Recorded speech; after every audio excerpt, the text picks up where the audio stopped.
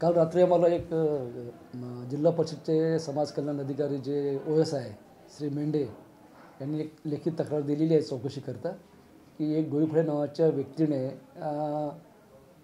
एक बनावट कंत्राट तयार करून त्याच्याबरोबर ज्या अनुदानित आश्रमशाळा आहे त्याच्यासाठी टेंडर काढलेला आहे आणि त्यामध्ये पोलीस स्टेशन सदर येथे अपराध नंबर 174/24-25 कलम 318(4), 336 आणि 340 अन्वये गुन्हा नोंद होण्याची प्रक्रिया सुरू आहे। सर नेमकं काय गैरवापर करण्यात आला आणि कशा प्रकारे ते पूर्ण म्हणजे मागासवर्गीय यांची जे वसतिगृह आहेत त्यात ते टेंडरसाठी प्रक्रिया निवडण्यात आली? सध्या तरी आम्हाला जी प्राथमिक तक्रार दिलेली आहे त्याच्यामध्ये फारच थोडक्यात त्यांनी मेन्शन केलेलं आहे।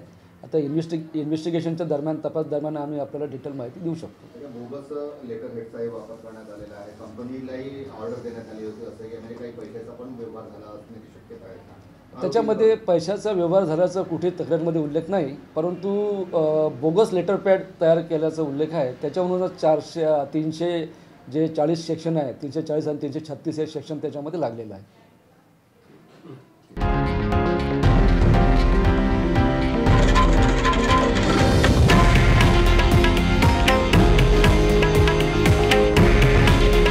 हे आहे देशातील नंबर 1 न्यूज नेटवर्क आणि आपण पाहत आहात TV9 मराठी।